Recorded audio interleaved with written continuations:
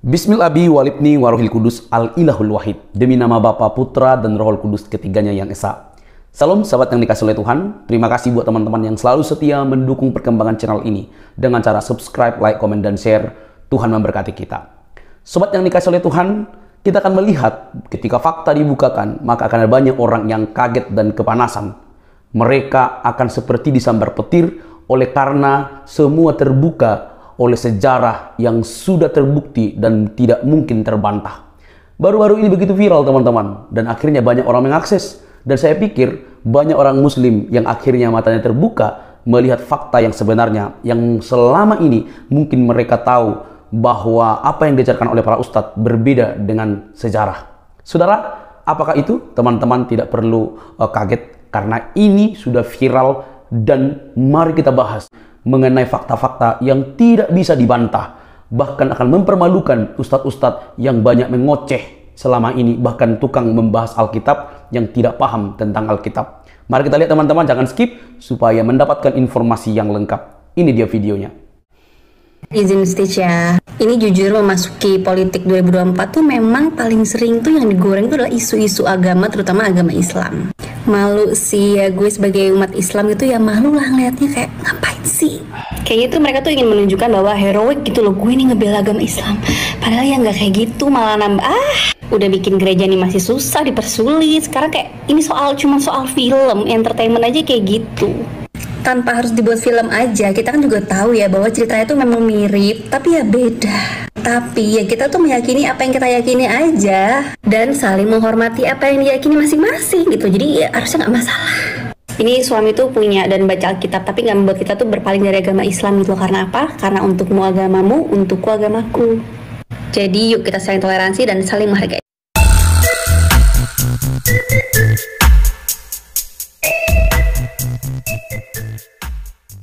Atau Ibrahim, kita akan melihat dari sumber-sumber Islam tentunya, dan ada Adam Sikar, teman kita yang akan mengulas tema ini. Tetap translator adalah Bu Sofi. Kita mulai, Bu Lin, silakan mohon pimpin dalam doa dulu. You, in English or in Indonesia? Inggris boleh, Indonesia boleh. Father, we thank you for your grace, mercy, and love. Bagi kohosnya dong, Lin. Okay. Father, we thank you for your grace, mercy, and loving kindness. Father, we come before you this very morning in America and evening in Indonesia. Father, we're going to peel the onions concerning who's the sacrifice, who's the korban, which is Ismail or Isaac. Lord, we know who he is, but this is we bring this topic to our brother, the Muslims, will understand who's the real korban. Father, we ask you that you give understanding for our brothers, the Muslims brother, and not just understanding, Lord, but we ask you, your Holy Ghost, to penetrate into their heart and open their heart with that knowledge. Oh, it's not what I thought. Lord, we ask you to soften their heart. And Lord, bless our brother, Adam Seeker here, who's going to bring the topic and the knowledge. And bless also our sister Sofia, who will translate for brother Adam. And bless also brother YP. And bless also the channels, all the channels that are relying in these messages. We thank you, Father. We give you praise. We give you glory, and we give you honor. I cover the blood of Jesus over all of them, and we put the hedge of protection on all of us here in the name of Jesus. Amen. Thank you, Bu Lindsay, terima kasih. Oke, go ahead, Brother Adam. Boleh, Indonesia. Hello, can you guys hear me? Loud and clear. Awesome, praise be to our Lord. Thank you so very much for this blessed time that the Lord has provided us to speak in union. All right, so we are going to talk about Abraham and his great sacrifice. Baik, hari ini kita akan bicara mengenai Abraham dan korban sembelihan besarnya. The question is, can any Muslim give me the name who was being sacrificed from Quran? Pertanyaannya adalah, apakah Muslim bisa memberi saya nama siapa yang dikorbankan di dalam Quran? Nobody can. I can give this challenge to them for 1,000 years or 1,000,000 years, they will not be able to give me the answer. Oke, saya tantang semua muslim untuk memberikan namanya dari Quran ya. 1000 tahun nih atau 100 tahun saya tunggu nih sampai Anda bisa memberikan saya namanya siapa yang dikorbankan di dalam Quran. Does Quran names Abraham's sons as Ishmael and Ishaq? Apakah Quran memberikan namanya siapa yang dikorbankan di situ, Ismail atau Ishak? Yes, so many times.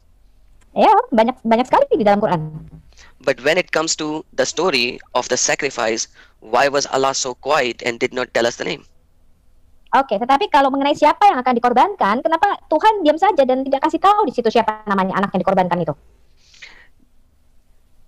So all the early scholars has to look at the context of the verses of the Quran, chapter number 37, verse number 100 to 112, and give us an understanding from their point of view who that son was.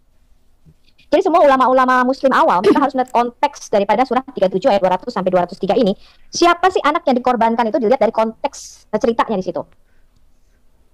Because Allah is mute in telling who the person was. Karena Allah tidak kasih tahu di situ siapa nama anak yang dikorbankan di surah 37.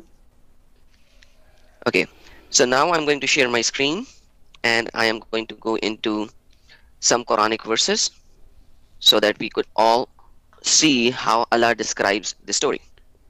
Oke, sekarang saya mau bentangkan dulu nih layarnya ya supaya kita mau tahu ceritanya anak yang dikorbankan ini. This is Quran chapter number 37 verse number 102. Ini Quran surah 37 ayat 102. And when you are going to read the translation in Indonesia, Sufi, please verify that it is the same that I'm showing in English. If it gives you a different word as what I'm showing, do let me know over there. Okay, that's for you. Yeah. All right. So it says, and when he reached the age of what excursion means, and this problem, and this word asaya has a big problem for early Muslim scholars, because what does this mean, the age of excursion? Oke, jadi kita baca surah 37 ayat 102. Dikatakan maka ketika anak itu sampai dalam kurung pada umurnya ketika dia sanggup berusaha. Kata asaya di situ itu katanya pada usia ketika dia sudah menjelang bisa bekerja gitu ya. Tapi sebenarnya apa sih arti sesungguhnya dari kata ini? Some say when he was able to walk, some says when he is able to work, some says when he is learned enough to understand and comprehend. Jadi beberapa mengatakan, oh ini saatnya anak itu sudah bisa jalan, ada yang mengatakan anak itu sudah bisa bekerja, ada yang mengatakan, oh anak itu sudah bisa belajar, dia sanggup mengerti. So for the time being, we will work with excursion, and we will see in the footnotes, ability to work or be assistance of Abraham. Oke, sekarang kita lihat dulu ya, kata asaya ini artinya adalah kemampuan untuk dia bisa bekerja dan kemampuan untuk sudah bisa menolong atau membantu orang lain. Okay, he said, "Oh my son, indeed I have seen in my dream that I sacrifice you." Wahai anakku, sesungguhnya aku melihat di dalam mimpi bahwa aku ini menyembelihmu atau menjadikan kamu korban. So a lot of Muslims comes in and say, Allah never showed Abraham that he was literally sacrificing his own son. You Christians are idiot. Here you go. Allah showed him and he told his son that I am sacrificing you. Ya, jadi beberapa muslim mengatakan, oh Abraham nggak pernah kok nyuruh mengorbankan anaknya sendiri, ya. Nah, tapi saya tunjukkan ini di layar ini ya, bahwa Abraham diperlihatkan untuk mengorbankan anaknya ini, disuruh untuk mengorbankan anaknya ini di dalam mimpinya. So see what you think. He said, "Oh my father, do as you command. You will find me if Allah wills of the steadfast, of the sabirin." Ya, jadi Abraham mengatakan kepada anaknya ini, jadi pikirkanlah bagaimana pendapatmu. Kemudian dia menjawab, wahai ayahku, lakukanlah apa yang diperintahkan oleh Allah, insya Allah engkau akan mendapati aku termasuk orang yang sabar. Ya, there's Ismail in the bracket in Indonesian translation. Yeah, in whatever is there in the bracket is not in Arabic, so there is no Ishmael in Arabic. Ya, jadi kata dalam kurung yang ada kata Ismailnya ini sebenarnya nggak ada di dalam bahasa aslinya ya.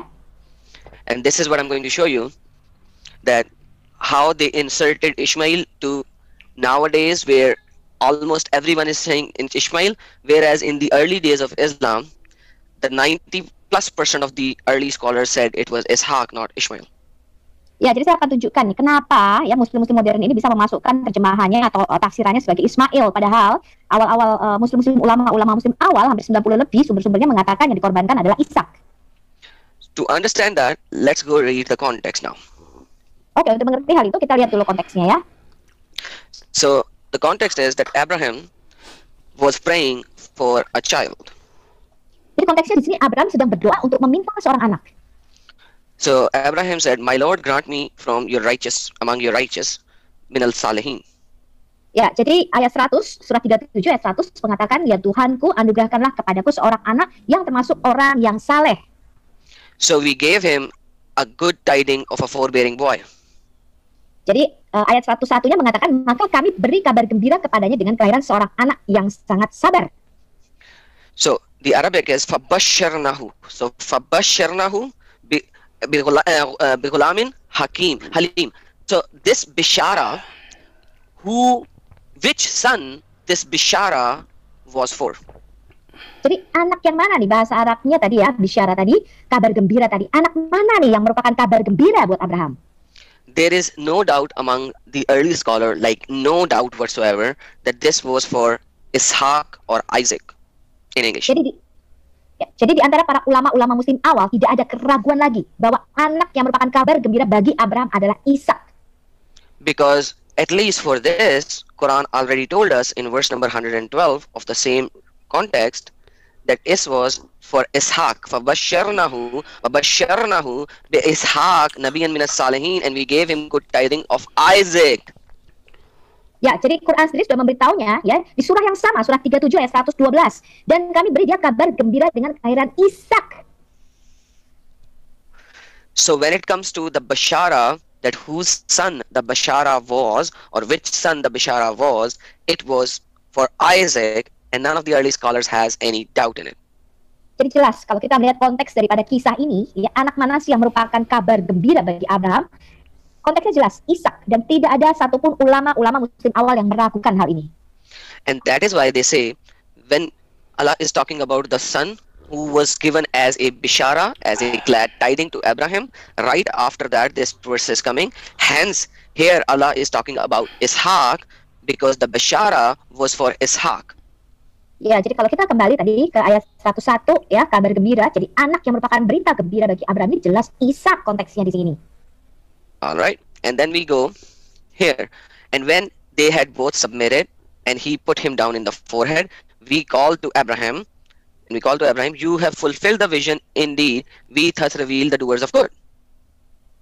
Ya, jadi kalau kita baca ayat 103 sampai 105 di sini ya, ketika keduanya telah berserah diri, dia membaringkan anaknya, ya kemudian dikatakan, sungguh engkau, ayat 105-nya dikatakan, sungguh engkau telah memenuhi mimpimu ini. So now the next verse, remember this next verse, this is 37:106. Here Allah is saying that this was a trial. Ya, kemudian ayat 106-nya dikatakan sesungguhnya ini benar-benar suatu ujian yang nyata. Now my question is, trial for what? Why did in Islam God ask for a human sacrifice? Pertanyaan saya adalah ujian untuk apa? Mengapa di dalam Islam Tuhan memerintahkan untuk memberikan korban manusia? When we talk about the biblical account, and we will talk about it in the end, we will see that it was a foretale of Jesus who is going to come, and he will be sacrificed for our transgression and our sin. But here in Quran, when you do not have the Jesus who was sacrificed for our transgression, why this sacrifice of a son was mentioned? Ya, jadi kalau kita melihat di Alkitab, ya tujuannya Tuhan jelas ya. Kalau kita membaca kisah mengenai mengapa Tuhan meminta pengorbanan manusia ini jelas tujuannya merupakan bayangan atau gambaran daripada apa yang akan dilakukan Yesus nanti sebagai korban penebus dosa bagi kita umat manusia. Ya, jadi Ishak ini merupakan gambaran daripada Yesus. Tapi kalau di dalam Quran, ketika Yesus ini tidak dikorbankan, jadi apa tujuannya kisah ini ada di dalam Quran? Apa maksudnya nih? Because the next verse is even more disturbing, because it says, and we here is for Allah, and ransomed him with a great sacrifice.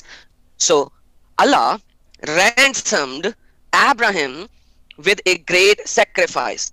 When we take this verse into the biblical context, we know Jesus came as a ransom for all of us who accept him as the gift, and he gave the ultimate great sacrifice. Now here in Quran, how come that be a ransom with a great sacrifice? Ya, ayat berikutnya ya, surah 37 ayat 107. Ini malah sangat mengganggu sekali karena dikatakan di sini, dan kami ini dalam kurung Allah ya maksudnya ya, menebus anak itu dengan seekor sembelian yang besar. Ya kalau di dalam Alkitab jelas ya, karena Yesus merupakan korban sembelian besar kita ya, atau anak domba itu yang menebus seluruh umat manusia di situ. Di dalam Alkitab jelas Yesus adalah korban sembelian besar itu. Tetapi kalau di dalam Al-Qur'an ini, untuk apa ini korban sembelian yang besar ini? Now, if you click on one, they say Allah sent a huge ram to be sacrificed in place of Ishmael. My question is, where did they get it from? Ya, jadi kalau kita lihat catatan kakinya di sini dikatakan Allah itu mengirimkan kambing ya atau domba jantan yang besar untuk menjadi korban menggantikan Ismail. Ya, pertanyaannya saya, siapa nih yang ngirim dombanya ini? Because the verse does not say that. Does the verse we read says Allah gave a ram instead of Abraham's son? Ya, karena ayat di sini nggak mengatakan bahwa Allah itu memberikan seekor domba, ya. And secondly, by the way, it's not Dumba. Dumba does not have horns. Yes, Ram has horns. Ram. Horns. Kambing. So, yeah, Ram Kambing has jantan. 2 horns. So make sure you translate it right. Dumba is not the ram.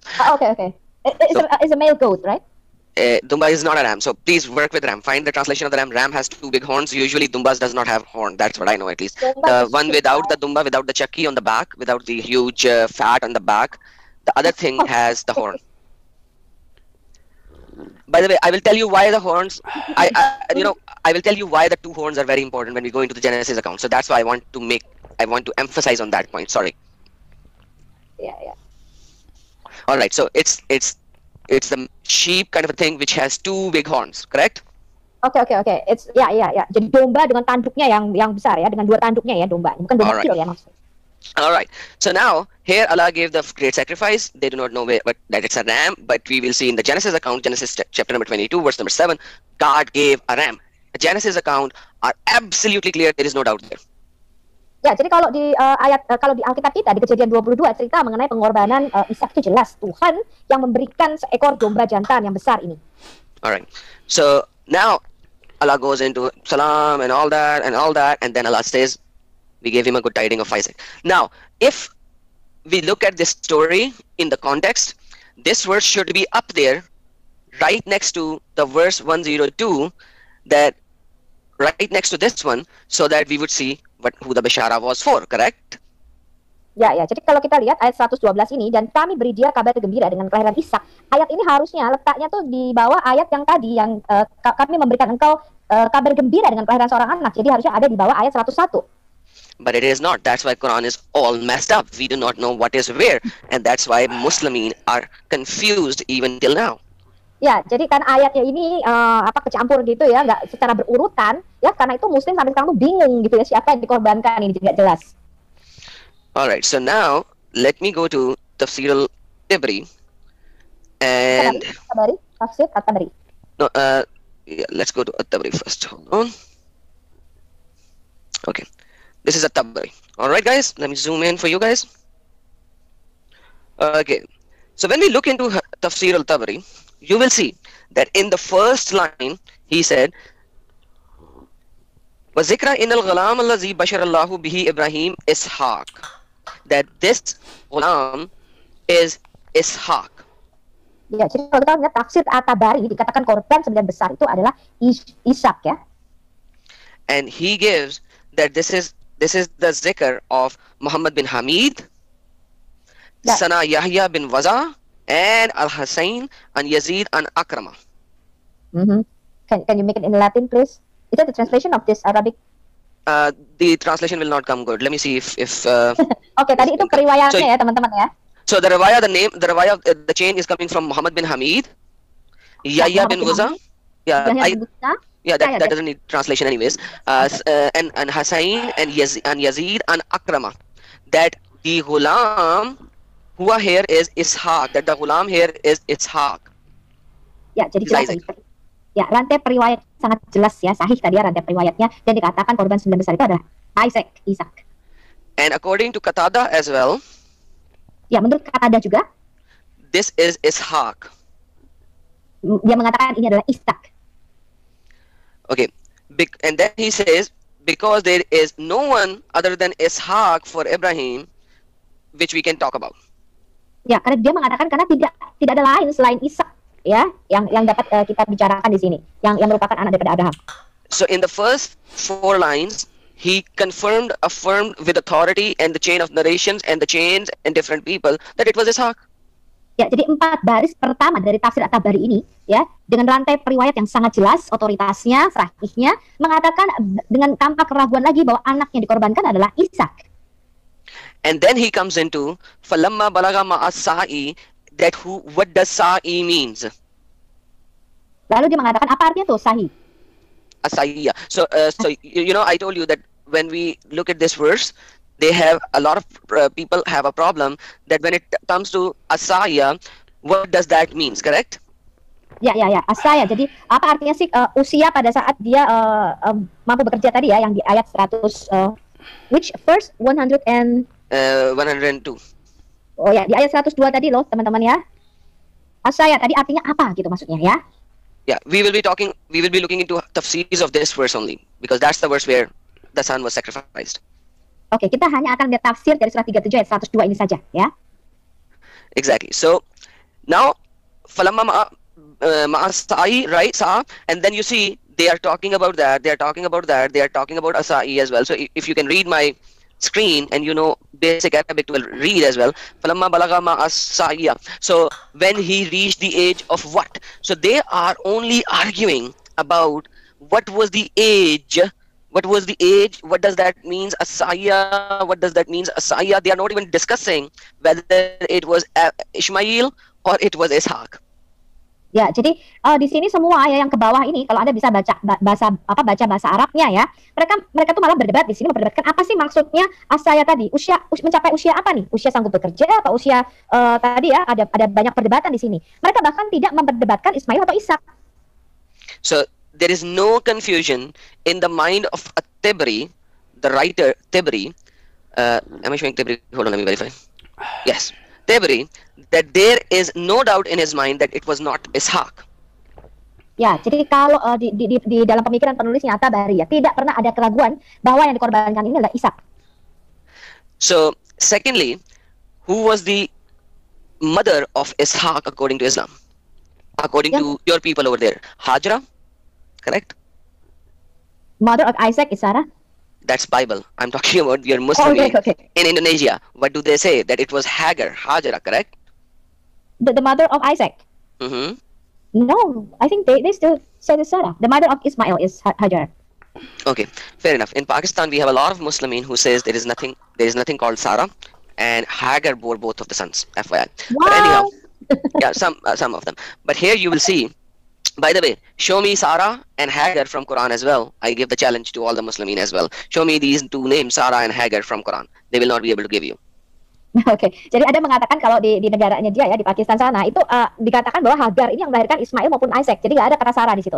Nah, saya tentang Muslim ini untuk menunjukkan di mana kata Sarah dan di mana kata Hagar di dalam Quran Anda. So here they say that the bashara from the malaika, from the angel for Ishaq was given to Sarah, and then Zibia falamma balagal Ishaq mawla bi Sa'a. So let me just try to Google translate as well. Let's see. And it was in what was mentioned that Abraham vowed when the angel announced to him that Isaac had a son. See, that's why I don't do Google Translate. Google translation is so bad. Like, come on, Isaac had a son. So that's why I don't do it. So the bashara from the angels was for Ishaq, for Isaac, who was walad, who was the child given to the walida, the mother Sarah, and Allah made him the zibya as the sacrifice for Ishaq, Isaac. Ya. Jadi di sini jelas ya, dikatakan bahwa yang memberitahukan kabar gembira ya ketika Abraham itu bersumpah ya dia akan mengorbankan Isaac, itu malaikat mengumumkan ya, jadi malaikat memberikan kabar gembira bahwa Ishak ini akan dilahirkan bagi Sarah. Jadi Sarah yang akan melahirkan Ishak dan akan memberikan Isaac ini menjadi korban sembelihan bagi Tuhan. Okay, now we go to Qurtubi. Sekarang kita pergi ke tafsir Al-Qurtubi. So when we look into the Qurtubi account, look what he does. He gives us so many references. Nah, kalau kita baca ini tafsir Al-Qurtubi, lihat nih apa yang dilakukan. Dia memberikan banyak sekali referensi di sini. He gives us over 10 pages of tafsir from different narratives, but I'm only going to read the summary which is in page 1. Ya, dia memberikan kita 10 halaman sumber-sumber rujukan referensinya dia dari semua macam tafsir ya, tapi saya nggak akan baca seluruhnya. Saya akan hanya baca halaman pertamanya saja yang merupakan kesimpulan. First, he discussed a little bit about Asaya. What does that means? Ya, sama tadi dia membahas asaya, artinya apa sih tadi? Usia mencapai umur apa sih tadi? Ya, dibahas di sini. Then he directly comes in to who the son was. Ya, lalu dia langsung menunjukkan siapa anak yang dikorbankan itu. And he says, Fakala aksarahum azibya ishaq. According to the majority, according to the majority, the sacrifice was for Isaac.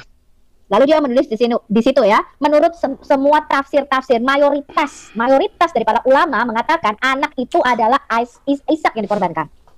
And then he gives the name of the Sahaba. Sahaba means the companion of Prophet who lived with Prophet, saw the Prophet, know the Prophet, understood the Prophet, learned from him. Ya, lalu dia memberikan di sini nama-nama para sahabat Nabi yang hidup bersama dengan Nabi, mendengarkan dia, yang bersama-sama dan belajar dari Nabi sendiri. Now look at the names. First name, Al-Abbas bin Abdul Muttalib.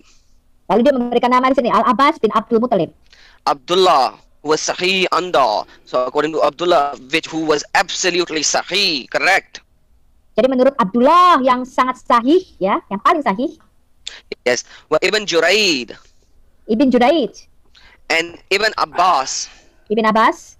They all said Azibya Ishaq, that the Zibya, the sacrifice was for Isaac. Jadi mereka semua mengatakan bahwa korban sembilan besar itu adalah Ishak. Abdullah bin Mas'ud, who Muhammad said that if you want to understand Quran, understand it and learn it from Abdullah bin Mas'ud. Nah, kemudian kita lihat di sini ada nama Abdullah bin Mas'ud, yang mana Muhammad mengatakan kalau kamu belajar Quran, kamu harus mempelajari dari Abdullah bin Mas'ud. Qala lahu ya Ibn al-Shaykh al-Karam, the one who is called Shaykh al-Islam. Ya, Abdullah bin Mas'ud ini dikatakan Syekh ya, Syekhnya Islam, jadi masternya Quran.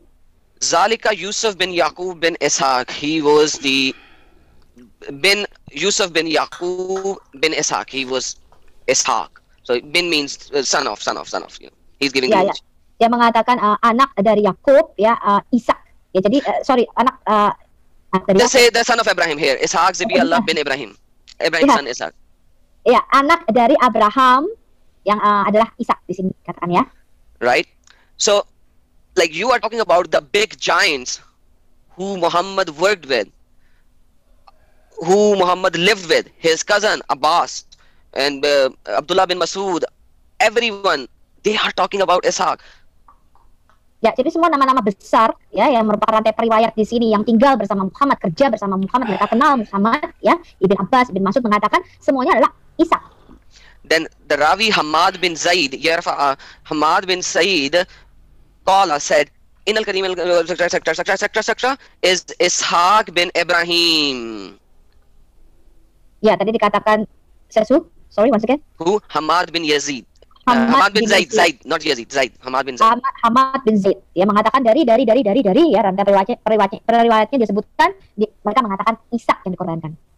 Now, he says Abu Zubair and Jabir. Abu Zubair is saying from Jabir, Qala az-Zibya Ishaq. It was Isaac who was Zibya, mean sacrifice. Ya, Abu Zubair ya juga mengatakan, dari Jabar mengatakan bahwa yang dikorbankan adalah Ishak. Now look, an Ali bin Abi Talib, the person whom Muhammad gave his only daughter in marriage, Ali, who is the fourth caliph of Islam, who is for Shia, Ali is the top-ranking person after Muhammad, and they call him I forgot. So that guy Ali bin Abi Talib, whose father Abi Talib actually adopted Muhammad when his uncle died as well. When his grandfather died as well. That Ali is saying that it was Ishaq. Ya, lihat di sini nih, Ali bin Abi Thalib sendiri ya, yang Muhammad menikahkan anaknya ya Fatimah dengan Ali bin Abi Thalib ya, mengatakan bahkan Ali ini adalah tokoh besar untuk Syiah ya jadinya ya, dan Ali bin Abi Thalib sendiri mengatakan yang dikorbankan adalah Isaac. Wa in Abdullah bin Umar, so Umar also said it is Ishaq. Abdullah bin Umar mengatakan anak dikorbankan itu juga Ishak. Wa huwa qawlu Umar radhiyallahu anhu. So the caliph of Muhammad after he died, after Abu Bakr, the next caliph was Umar. So Umar also said, without any distinction, that it was Ishaq. Ya, jadi Khalifah Umar sendiri yang setelah Khalifah Abu Bakar yang meninggal, Khalifah Umar mengatakan anak yang dikorbankan itu adalah Ishak. So imagine, look at this so that nobody will have a doubt. These are the 7 of the companions who are saying that it was Isaac. Ya, jadi ada 7 ya para sahabat Nabi yang mengatakan anak yang dikorbankan itu adalah Ishak. So in Islam, how many people do you need to testify something? Ya, di dalam Islam berapa banyak orang yang kamu butuhkan untuk bisa menjadi saksi? Just 2. Hanya 2. You have 7 of the companions who are saying that it was Ishaq. Ya, sekarang kita punya 7 daripada sahabat para Nabi yang menyatakan itu adalah Ishak. So if there could be 2 or 3 companions who would say it was not Ishaq but somebody else, will you agree to them or will you agree to these big names which has Umar in it as well, which has Ali ibn Abi Talib as well, which has Abdullah bin Zubayr in it as well, which has the person whom Muhammad said Shaykh al-Kareem, who is the big giant, who's the Shaykh Abdullah bin Masud, that if you need to understand Quran, understand it from Abdullah bin Masud. These kind of giants are saying Ishaq. If some XYZ guy or 2 or 3 XYZ guys would say it was not Ishaq, will you agree to these big giants or will you agree to those XYZ guys? Jadi kalau misalnya nih ada orang-orang lain yang mengatakan yang tidak dikenal ya, yang mengatakan oh yang dikorbankan bukan Ishak, kalian akan percaya perkataan mereka atau perkataan orang-orang di sini teman-teman? Ada Khalifah Umar, ada Ali bin Abi Thalib di sini, ada Abdullah bin Mas'ud yang Muhammad mengatakan kalau kamu mau belajar Quran belajar dari Abdullah bin Mas'ud. Ini nama-nama besar semua nih di sini nih teman-teman. Kamu akan percaya apa yang mereka katakan atau percaya orang lain nih yang berlawanan perkataannya? Then Tabari Al-Qurtubi goes into Tabi'in. So Tabi'ins means the one who learned from the Sahaba, the companions of Prophet, and they did not learn directly from Muhammad, but they learned from the Sahaba. Ya, lalu Al-Qurtubi di sini mengatakan para tabi'in ya, nama-nama para tabi'in, mereka tidak langsung dari Muhammad belajarnya, tapi dari para sahabatnya Nabi. They said, and he gave the names, Aqlima. Ya, lalu dia memberikan nama-nama nih, Aqlima. And Shabi. Dan Syafi. And Mujahid. Dan Mujahid. And Sa'id bin Jubayr. And Ka'b al-Ahbar. Dan Ka'b al-Ahbar. And Qatada. Dan Qatada. And Masruq. Dan Masruq. Akrima. Qasim bin Abi Buraida. Ata. Muqatil. Abdurrahman bin Sabit. And Zuhri. Dan Zuhri. As-Saidi. Abdullah bin Abi Hazail. Malik bin Anas. They all said Az-Zibriya Ishaq. Mereka semua mengatakan korban sembilan besar itu adalah Ishak. The Isaac is the sacrifice. Ishak lah korban sembilan itu. So now you have almost 15 or 11, I didn't count them, names of the Tabi'in. They are all agreeing without a single shred of doubt that it was Isaac who was sacrificed. Jadi kita dapatkan ada 15 nama ya tadi kayak kalau nggak salah ya, saya nggak hitung ya, para tabi'in ini ya, yang mengatakan tanpa sedikit pun keraguan bahwa nama anak itu adalah Isaac yang dikorbankan. Then Qurtubi goes into more details and he says, and as the books which were given to the Yahud and Nasara, means the Jews and the Christian. Lalu Al-Qurtubi bicara lebih dalam lagi mengenai ini, dan dia mengatakan menurut kitab atau menurut buku yang diberikan kepada Yahudi atau yang dipegang oleh Yahudi dan orang Kristen, and ikhtiyar ghair wahad minhum an-nas wa Tabari wa ghaira, and according to Tabari and other people as well. Dan menurut tafsir Tabari dan orang-orang lainnya, Qala Sa'id bin Jubair that the Zibya is Ishaq according to Sa'id bin Jarir, the Zibya is Ishaq. Dan menurut Sa'id Jarir ya, korban sembilan itu adalah Ishak. So he is saying that the book of Jews and Christians also have no ikhtilaf in it, and then Sa'id bin Jarir is also saying the Zibya is Ishaq. Ya, jadi ya Qurtubi di sini menyatakan bahwa menurut Alkitab atau kitab yang dipegang oleh orang Yahudi dan Kristen, dan juga Sa'id bin Jarir di sini mengatakan bahwa anak yang dikorbankan itu adalah Ishak tanpa keraguan ya. Now he goes in and then he says here somewhere wa an sahabat wa tabi'in. So he says, okay, check this out. Let's see if actually Google Translator does some good thing over here. This is saying is stronger in transmission from Prophet, may God. So this call that it was Ishaq is all authentic, strong from the companions and the follower of the companions, the Tabi'in. It is sahih, it is very strong, it is authentic, it is the best. Ya, jadi dia mengatakan kalau para periwayat ini ya tadi yang mengatakan bahwa ini adalah Ishak, ini adalah sangat kuat perawinya ya, karena dari Nabi sendiri. Baik para sahabat maupun para tabi'in. Done. And then he says, "Wakala akhirun." In the end, let me tell you, huwa Ismail. He could be Ismail. Wa min kala zalik Abu Huraira wa Abu At-Tufail Amir bin Wasalasa. So he says that it could be Ishmael according to just two testimonies. One is of Abu Huraira and one is of Tufail Amir bin Walasa. Ya, jadi kalau menurut dia ya pada akhirnya kalau Ismail ini cuma dari dua sumber aja, Abu Hurairah atau Ismail. Sorry, perempuan Abu Hurairah and Abu Tufail Amir bin Wasala. Ya, dari Abu Tufail Amir bin Jasara. Wasala. So Wasala. these are the two narratives that is saying that it could be, it is Ishmael. Jadi hanya dari dua sumber ini atau riwayat ini yang menyatakan ya mungkin saja itu Ismail. Then he said that according to the Rawaya, according to the Rawi Ibn Umar, Ibn Abbas Aizan, that Ibn Abbas said this as well. Ya, menurut para riwayat Ibn Abbas mengatakan hal ini. But Ibn Abbas did not said 100% this. This is Ibn Abbas. Ya, sekarang kita lihat Ibn Abbas. Oops, sorry. Did I stop my sharing? Hold on. Okay. This is Ibn Abbas, Tafsir al-Firozabadi. So Ibn Abbas was written by Firozabadi. I'm showing you because in Arabic you will not see Ibn Abbas, you will see Firozabadi because he was the one who wrote the Tafsir Ibn Abbas. Ya, Yaqub al-Firozabadi ini yang menuliskan tafsir Ibn Abbas.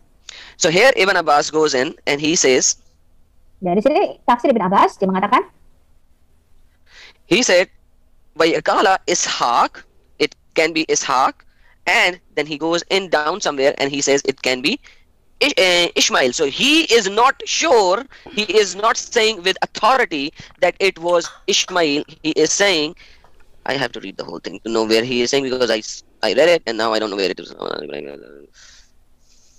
Jadi tafsir Ibn Abbas ini masih ragu-ragu ya, dia mengatakan Ishak tapi bisa juga Ismail. Ya, sekarang kita mau baca nih. Jadi dia nggak terlalu yakin. And he is using the same argument that we have already discussed, that is why it could be Ishaq, not Ishmael. But then somewhere, where does he says that? Somewhere he does say that it might be Ishmael. Ya, dia okay, yes. Sama-sama. So he says Ibrahim labana Ishmael wa yakala Ishaq. So he initially says that it could be Ishmael or Ishaq. Ya, jadi dia menggunakan argumen yang sama yang tadi sudah kita bahas di dalam Quran surah 37 ya. Dia mengatakannya bisa saja Ismail atau Ishak. But then he goes in and he defends the narrative of Ishaq, not of Ishmael. Ya, lalu dia akhirnya menyetujui atau membela kisah cerita ini bahwa kisahnya itu memang tentang Ishak tapi bukan Ismail. And he uses the same verses that I showed you, the explanation that the Bishara was for Ishaq, not for Ishmael, and Bishara and Basharnahu bi Ishaq Nabi and Salihin. This is the Salihin Nabi, the correct Nabi, as not Salihin means the Saleh means the good, the most righteous Nabi, and etc. etc. So he uses the verses of the Quran from that context, and he argues that it has to be Ishaq, but he says that I'm not sure because Quran is not sure, obviously, and hence that is why you could see two narratives in Ibn Abbas. Ya, jadi dia menggunakan argumen yang sama yang seperti sudah kita baca di surah 37 bahwa kabar gembira itu adalah mengenai Ishak dan bahwa Ishak ini termasuk nabi-nabi yang saleh ya. Dan nabi-nabi diturunkan dari Ishak ya. Tetapi karena Quran sendiri tidak menyebutkan namanya secara jelas, maka dia mengatakan saya juga nggak pasti nih. I showed you Arabic because in English they did not translate the whole thing. Ya, saya menunjukkan nanti dalam bahasa Arabnya, kalau dalam bahasa Inggris tidak diterjemahkan secara keseluruhan. Let me show you what they translated in English. So they translated only the beginning part where he was not so sure, and it says that the son Ishmael, and it is also said the son Isaac. Ya, jadi bahasa Inggrisnya hanya menerjemahkan ketidakyakinan Ibn Abbas ya, yang dikatakan ya anak itu bisa saja Ismail, bisa saja Ishak. But they were very deceptive when he was talking about why Ishaq. They did not translated that part. Ya, tapi mereka ini menipu ya dalam terjemahannya. Jadi ketika Ibn Abbas ini mengatakan mengapa dia membela narasi atau kisah yang mengatakan ini Ishak, mereka tidak menerjemahkannya. Why? Kenapa? Somebody has to think, why would they do such a thing? Ya, kita harus berpikir, kenapa mereka melakukan hal itu? Here in Arabic, look, this is the Arabic tafsir, this is the English tafsir. Ya, lihat nih, ini tafsiran dalam bahasa Inggrisnya, terjemahannya, ini bahasa Arabnya. So nowadays, if anyone actually give you a slightest hint that it was Isaac, not Ishmael, these Muslimin will blast like a bomb on you and say you are blasphemer, you are wrong, you are bad, and etc. etc. Yet all their early scholars are saying that there is more than 95% from the context of Quran, it was Isaac and not Ishmael. Ya, jadi kalau kita tunjukkan tafsir yang cuma sepotong-sepotong itu, mereka akan mengatakan kamu ini menghujat aja, mengada-ada aja gitu ya. Tapi kalau kita melihat di sini secara keseluruhan ya, bahwa 95% para ulama-ulama mereka setuju ya, semua ulama-ulama tafsir ini mengatakan anak yang dikorbankan itu Ishak dan bukan Ismail. So why do we have this problem now? Whereas even if you look at Jalalain, he is also saying that the sacrifice, namely Ishmael or Isaac, two different opinions. Ya, jadi kalau kita lihat juga tafsir Al-Jalalain di sini mengatakan ya anak yang dikorbankan itu bisa Ismail atau bisa Ishak, itu ada dua pendapat di sini. And if we go to Tafsir Ibn Kathir, you will see Ibn Kathir, who is writing 600 years after the death of Muhammad. Ya, jadi kalau kita lihat Ibn Kathir yang menulisnya 600 tahun setelah Muhammad mati, he took the narrative of Ishmael and then discussed very little about Ishaq or Isaac. Ya, Ibn Kathir yang membela narasi cerita yang lebih kepada Ismail dan dia hanya cerita sedikit saja mengenai Ishak. You will not even find any translation of Tafsir Ibn Kathir who would actually even mention Isaac. Kalian tidak akan menemukan tafsir Ibn Kathir yang menyebutkan atau menceritakan mengenai Ishak bahkan. At least the one I read does not show that. Ya, tidak disebutkan ya secara spesifik atau secara jelas. But all the early scholars, Tibri, so let's see when the Tibri is writing. So Tibri is writing in Qurtubi is writing in 671 Hijri, 671 Hijri, 671 years after Hijrat of migration of Muhammad. Ya, sekarang kita lihat tafsir Al-Qurtubi ya. Al-Qurtubi, right? Al-Qurtubi, yes. Ya, 671 setelah Hijriah. And At-Tibri is writing 310 years after the Hijrah of Muhammad to Medina. Ya, At-Tabari menulisnya 310 setelah Hijriah. And then Tafsir Firouzabadi, according to Ibn Abbas, is writing in 817, but it is Mankab that he is copying what Ibn Abbas said, and Ibn Abbas said that in 68 Hijri. Ya, jadi Firouzabadi ini yang menulis tafsir Ibn Abbas itu menulisnya tahun 800-an ya, itu 817 setelah Muhammad mati. Ya, dia mengatakan bahwa ini dia mengambil dari Ibn Abbas, padahal Ibn Abbas meninggalnya tahun 68 setelah Hijriah. So the earlier scholars are all agreeing to the fact that it was Isaac and not Ishmael, and they are giving the narrative with chains, with the authoritative names, with everything. And even if you look at the one who's writing just 310 years after the death of Muhammad, he does not even mention Ishmael. Ya, jadi kalau kita lihat tadi ya, ketika tafsir-tafsir ulama awal yang menyatakan, yang ditulis ya dengan otoritas rantai periwayat yang sangat jelas dan otentik, ya tidak ada keraguan mereka menyebutkan ini adalah Ishak. So why do these Muslims now have to enforce and shove the narrative of Ishmael through the throats of everyone, whether Muslimin or non-Muslimin or Jews and Christians? Nah, kenapa muslim-muslim sekarang, muslim-muslim saat ini ya mencoba merubahnya ya sehingga mengatakan bahwa anak dikorbankan ini adalah Ismail, bahkan mereka menyatakan hal ini adalah orang Yahudi dan orang Kristen. Because they want to say that their prophet is from Ishmael. Karena orang muslim mau mengatakan bahwa nabi mereka adalah keturunan daripada Ismail. And yet they cannot prove that. Ya, walaupun mereka tidak bisa membuktikannya. Or they just are afraid that they have to denounce everything what is written in the Bible. Atau mereka cuma takut ya, mereka harus menyetujui semua yang dikatakan di dalam Alkitab kita. So if they say that their prophet is from Ishmael, let me show you something before we come back into this subject. Ya, kalau mereka mengatakan bahwa nabi mereka berasal dari keturunan Ismail, oke, kita bahas dulu ya sebelum kita nanti kembali lagi ke topik ini. This is Siratul Nabi, the life of the Prophet, according to Ibn Kathir. Ini adalah Siratul Nabi ya, jadi biografi Nabi Muhammad ya ditulis oleh Ibn Kathir.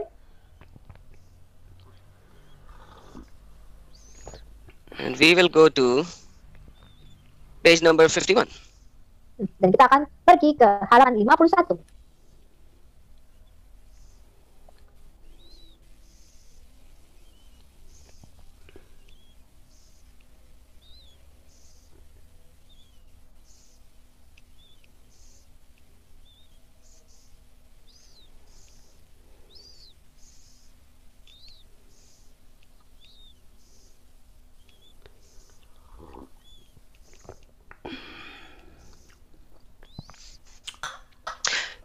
Malik is saying that we can trace the genealogy back to Adnan, not back to Ishmael. Adnan is somebody who comes, I think, 11 lineage before Muhammad. Before Muhammad, yes. Ya, Malik di sini menyatakan bahwa dia dapat menelusuri kembali silsilah daripada Muhammad ini sampai ke Adnan. Jadi Adnan ini kayaknya nenek moyang yang ke-11 ya, sebelum Muhammad kayaknya ya. So let me show you so that nobody will have doubt what I'm talking about. Adnan. So this is the lineage of Muhammad that the people are making.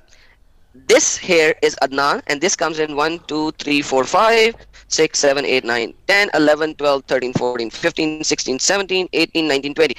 So 20 fathers before Muhammad is Adnan. Ya, jadi kalau kita lihat di sini ini pohon silsilah Muhammad. Jadi kalau kita lihat ini 20 keturunan ya, atau 20 leluhur daripada Muhammad. This is Ishmael. Ya, ini adalah Ismail kalau Anda lihat. So there are over 30 or 40 more names that nobody knows.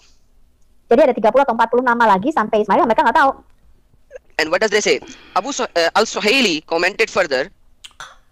Dikatakan nih Abu Suhaili memberikan komentarnya. We can only merely discuss tracing back these lines according to the school of thought. Those scholars were favored and do not approve the men as Ibn Ishaq, Bukhari, Al-Zubayr, Barakah, and Al-Tibri and others. That he can only use these 4 schools to know how to trace the lineage of Muhammad. Ya. Jadi Al-Suhaili di sini mengatakan ya kita dapat menelusuri lagi silsilah ini dari sekolah-sekolahan ya, dari sekolah-sekolah Islam di sini ya, dari pendapatnya seperti Ibn Ishaq, Al-Bukhari, Al-Zubair, bin Bakar, At-Tabari dan lain-lainnya. Jadi kita hanya ambil dari mereka. And Malik was absolutely clear when people asked them, how do we trace Muhammad back to Adam? Ya, dan Malik ini sangat jelas menyatakan ya ketika orang-orang bertanya bagaimana kita bisa menelusuri silsilah Muhammad sampai kepada Adam. He expressed disapproval. Dia menunjukkan ketidaksetujuannya. And he says, where has come this knowledge for that? How did you get this kind of a knowledge? Where can you get this kind of a knowledge? Quran doesn't have this kind of a knowledge. How can you even do that? Ya, Malik mengatakan dari mana kamu bisa tahu hal itu? Karena Quran tidak menyatakan hal itu, silsilahnya itu sampai ke Adam. When he was asked about tracing back to Ishmael, when people say, okay, if you cannot trace Muhammad's lineage back to Adam, can you trace back to Ishmael? Ya, kemudian ketika Malik ini ditanya, bagaimana kalau kamu bisa nggak menelusuri silsilahnya sampai Ismail? Kalau kamu nggak bisa sampai ke Adam, ya udah sampai Ismail aja. He expressed similar disapproval. He expressed similar disapproval. Nah, dia menunjukkan ketidaksetujuannya hal yang sama. Who could provide such information? He said, who the hell in this world can provide such an information? Kemudian Malik mengatakan, siapa yang bakal kasih kamu informasinya? Siapa yang bakal menyediakan kamu informasinya? Malik also disliked tracing the genealogy of the prophets such as Abraham, son and so. Malik juga tidak suka ya menelusuri silsilah dari para nabi-nabi seperti Abraham ini adalah anak dari ini. And then Al-Suhaili commented also what the Malik's viewpoint was. He said, we have found no one who knows the line between Adnan and Ishmael. Kemudian Al-Suhaili ini mengkomentari ya juga dari sudut pandang Malik ini ya. Ini salah satu sekolah pemikiran Islam yang hebat juga ya. Dia mengatakan ya kita tidak bisa menemukan seorang pun yang tahu ya leluhur atau garis keturunan antara Adnan sampai Ismail. Then it is reported by Ibn Abbas that between Adnan and Ishmael there were 30 ancestors who are all unknown. Nobody knows them. Ya, Ibn Abbas mengatakan antara Adnan dan Ismail ada 30 leluhur, 30 generasi yang kita nggak tahu siapa itu. Abbas said that we can only trace back the descendant as far as Adnan, no more. Ibn Abbas juga mengatakan bahwa kita hanya bisa menelusuri silsilahnya sejauh sampai Adnan, tidak lebih dari itu. And you know what he also said? He said, if somebody traces it back to Ishmael, the genealogists have lied twice or thrice. Ya, dan di sini Ibn Abbas juga mengatakan kalau ada orang yang memberikan silsilah atau garis keturunan ya sampai ke Ismail, dia mengatakan ini pasti udah bohong. Dan dia mengatakan ini 2 sampai 3 kali.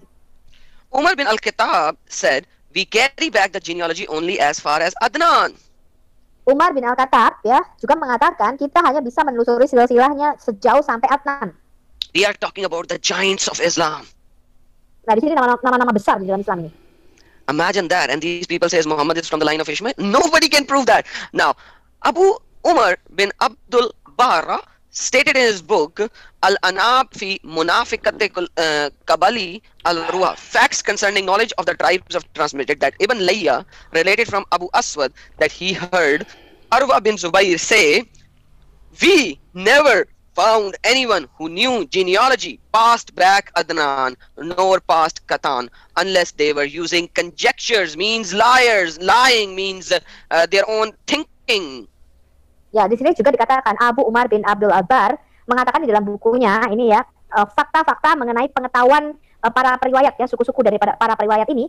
Dia mengatakan Ibn Lahib pernah melaporkan dari Abu Al-Aswad bahwa dia mendengar Urwa bin Al-Zubair mengatakan, kita tidak pernah menemukan orang yang tahu silsilah atau leluhur sampai melebihi pada Adnan ya, atau Katan katanya, kecuali mereka menggunakan tipuan atau mereka cuma mereka reka sendiri. And then Abu Al-Aswad stated that according to one of the very most knowledgeable men of the poetry and genealogy of Quraishi, and then this Abu Ashwad is who? He is one of the very most knowledgeable men of the poetry and the genealogy of Quraishi, says, we never knew anyone with information going back beyond Ma'ud bin Adnan, whether relating to poetry or any other knowledge. Nah, bahkan dikatakan di sini Abu Al-Aswad dia mengatakan ini orang yang paling mengerti sekali ya tentang puisi-puisi dan silsilah dari suku-suku Quraisy. Dia mengatakan kami tidak pernah mengetahui siapapun yang mempunyai informasi silsilah sampai melebihi pada Ma'ad bin Adnan ya. Apakah itu ada di dalam, apakah itu termasuk di dalam puisi-puisi atau di dalam pengetahuan-pengetahuan lainnya. And then Abu Umayr said that there was a group of predecessors including Abu Allah bin Masud, which is Abdullah bin Masud, Amir bin Mu'ayyim, and etc. And he said the genealogist has lied when they are tracing Muhammad's lineage back to Ishmael. Abu Umar mengatakan ya, ada kelompok dari para pendahulu nih ya, yang Abdullah bin Masud, ada Ammar bin Ma'mun dan banyak nama-nama disebutkan di sini ya. Mereka memberikan komentarnya seperti ini. Silsilah itu yang menelusuri sampai kepada Ismail itu telah melakukan kebohongan atau penipuan. So Abu Umar said, what is implied is that regarding those who came to emulate Adam's descendant, no one knows except God who created them. But as for the lines of descendants of Adam, the scholar conversant with their history and genealogy were aware, etc., and have major tribes differing in detail of that, etc. So now, imagine Muhammad's lineage is not even from Ishmael. Nobody can trace back to Ishmael. They can only so far trace it back if they can to Adnan and Muad. These are the two names that you could hear. So even if you prove Ishmael to be the sacrifice, you do not have the proof that Muhammad is from the line of Ishmael. Ya, jadi tadi dikatakan ya bahwa menurut orang Arab itu tidak bisa menelusuri nenek moyangnya sampai kepada Adam ya. Tadi kemudian ini ada hanya dua nama, mereka hanya bisa menelusuri sampai Ma'ad sampai Adnan aja ya. Jadi sekalipun Anda membuktikan bahwa yang dikorbankan itu Ismail, Anda tidak bisa membuktikan bahwa nabi Anda itu merupakan keturunan daripada Ismail. So even if they prove that it was Ishmael who was sacrificed, which is a lie as well, that we have already seen, it is a lie. And nobody has an authoritative proof that it was Ishmael, yet even if they prove, and they have to lie, and they have to fabricate, they are lying and fabricating just like they lied and fabricated in the lineage of Muhammad himself. Ya, jadi tadi, kalaupun mereka pengen mencoba membuktikan bahwa anak yang dikorbankan itu Ismail, tapi ya pasti ini dengan kebohongan ya. Tadi kita sudah melihatnya, bukti-buktinya ya. Sekalipun mereka membuktikannya, sekalipun itu Ismail yang dikorbankan ya, mereka harus berbohong mengenai silsilah Muhammad sampai Ismail ini. Now let's go to Bible. Nah, sekarang kita ke Alkitab. Now look how clear it is. It's Genesis 22. Ya, sekarang kita lihat betapa jelasnya Alkitab menyampaikan informasi ini. Kita lihat Kejadian 22. Now it came to pass after these things that God tested Abraham and said to Abraham, he said, here I am. Ya, He who Abraham said. Oke, ya sekarang kalau kita lihat setelah semuanya itu Allah mencoba Abraham, dia berfirman, Abraham, lalu saatnya ya Tuhan. Now, Quran took the tested Abraham. I showed you the verse, correct? Ya, tadi Quran mengatakan ini adalah ujian atau cobaan bagi Abraham ya. Tadi saya sudah menunjukkannya ya. But we will see here why this test. But over there in Quran, why this test? Ya, sekarang kita lihat nih, kenapa Tuhan mencoba Abraham? Kita bandingkan antara Quran dengan Alkitab. Look here, verse number 2. How more clear can you be? Then he said, take now your son, your only son, Isaac. Nah, sekarang kita lihat nih Kejadian 22 ayat 2. Firman-Nya berkata, firman Tuhan, ambillah anakmu yang tunggal itu yang engkau kasih, yaitu Ishak. Whom you love, go to the lands of Moriah and offer him there as a burnt offering on one of the mountains of which I shall tell you. Ya, anak yang sangat kau kasihi itu, dan persembahkanlah dia sebagai korban bakaran pada salah satu gunung yang akan aku beritahukan kepadamu. So the sacrifice happened where? On one of the mountains of Moriah, correct? Ya, jadi korban ini harus terjadi di mana nih? Salah satu daripada gunung yang ada di jajaran pegunungan Moriah, ya. Benar ya? One of the mountains of Moriah. Salah satu gunung dari jajaran pegunungan Moriah. The sacrifice was of Isaac. Yang dikorbankan adalah Ishak. Look, let me go directly to verse number 13 for the time being. Oke, sekarang kita langsung ke ayat 13. When Abraham was about to sacrifice his son, what happens? Abraham lifted his eyes and looked, and there behind him was a ram caught in the thickest by its horn. So Abraham went and took the ram and offered him up for the burnt offering instead of his son. Now, did you see in the footnotes in Quran that they said it was a ram? Ya, jadi kalau kita baca di ayat 13-nya tadi, ketika Abraham mau mengorbankan anaknya Ishak nih dan tidak jadi, kemudian Abraham menoleh dan melihat seekor domba jantan di belakang yang tanduknya tersangkut di dalam belukar. Nah, tadi ada lihat ya, ada catatan kaki di dalam Quran yang mengatakan binatang yang dikorbankan itu adalah domba jantan yang tadi tanduknya dua, yang tanduknya besar ya. But here you will see that it was ram. Over there, let me go back over there so that everyone will see. Here when they say, sorry, not here. Nah, kalau Here when they say domba jantan ya, kalau kita balik ke Quran nih. In Quran when they say ram, Quran does not say ram. It is they add ram. Whereas in the Bible, you already see it's ram. Ya, kalau Quran surah 37 ayat 103 tidak jelas ya gitu. Ditebus dengan apa? Itu cuma catatan kaki aja, oh seekor domba jantan. Tapi kalau Anda melihat ke Alkitab, jelas ini ceritanya. Now, what is ram is caught in the thickest by his horns, correct? Ya, ini jadi domba jantan yang tanduknya tersangkut di semaknya, di semak belukar itu. So he was caught in the thrones with his horn, correct? Ya, jadi dia tersangkut tanduknya di semak belukar itu ya, benar ya? Isn't Jesus was given the crown of throne on his head? Ya, bukankah Yesus diberikan mahkota semak dari semak belukar itu, dari semak duri itu di atas kepalanya? Yes, Adam. So we have the first resemblance to the Jesus, correct? Ya, jadi kita sudah punya nih gambaran atau bayangan kepada tipologi daripada Yesus, benar ya? Why thrones? Why horns? Why two horns? Nah, kenapa tanduknya dua ini di sini? What does horn represents? Apa sih simbol, apa sih yang mau digambarkan oleh dua tanduk ini? Horn represents